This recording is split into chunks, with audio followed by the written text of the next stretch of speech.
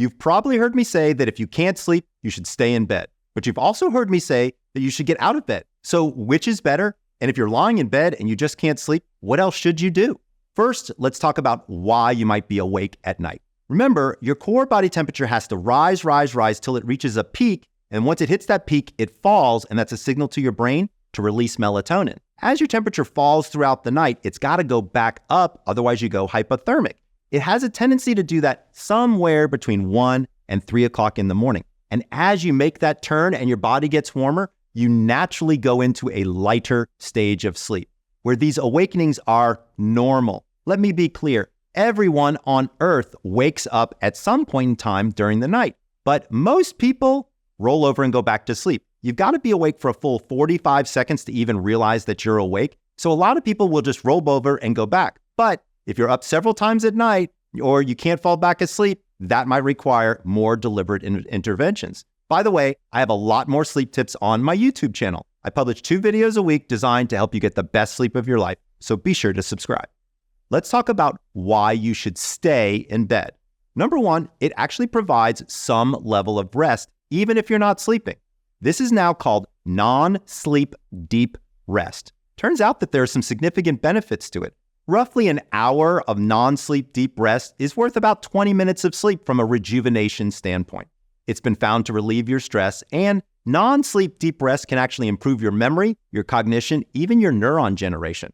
If you're lying in bed and you can't sleep, you can also practice specific breathing techniques. As you probably heard me say, some of my favorites are 4-7-8 breathing or box breathing, both of which I've done a video on. So if you really want to learn more, check out that video now. What not to do when you're in bed. Number 1, and I know this is tough, stop looking at the clock, because the second you look at the clock, you instantly do the mental math and then you get angry or frustrated, right? That's the problem. That's the anxiety. That's pulling you away from sleep. You're doing the opposite of sleep at that time. So do me a favor, if at all possible, please try not to look at the clock. And if you do, try not to get angry or frustrated. The other thing we should talk about is getting up to go to the bathroom. I want to be clear. If you really have to go, please get up and go to the bathroom. But most people, if they wake up in the middle of the night, they turn to themselves and they say, I wonder if I have to pee. You're going to know if you have to pee. But if you're just getting up, here's the problem, is when you go from a lying position to a seated position to a standing position, you just increased your heart rate pretty significantly. So I've tried to tell people all the time, do me a favor and don't pee unless you have to. Okay, why should you get out of bed? Well, number 1, probably to go to the bathroom. Number 2, if it's been longer than 30 minutes and you're getting upset, and by upset, I mean you're wondering, why haven't I fallen back to sleep yet? It's okay to go ahead and get out of bed. If you do get up, the name of the game is doing something relaxing.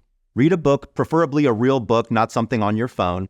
Listen to some music. You can meditate, pray, read scripture. This is also a great time to try some breathing techniques.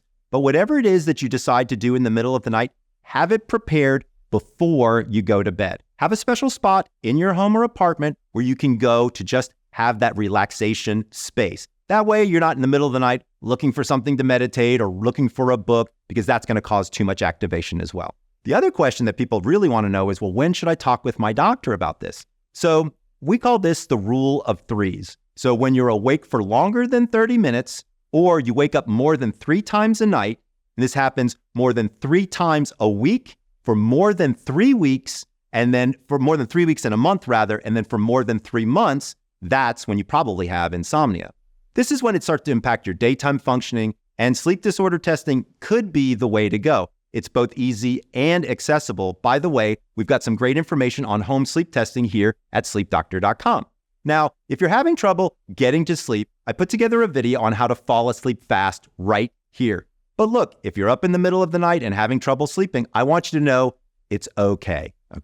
No sleepless night is going to be that big of a problem. But if you do experience several of these during the week or several throughout a month, try some of these techniques and speak to a physician. This is Dr. Michael Breus, the Sleep Doctor, wishing you sweet dreams.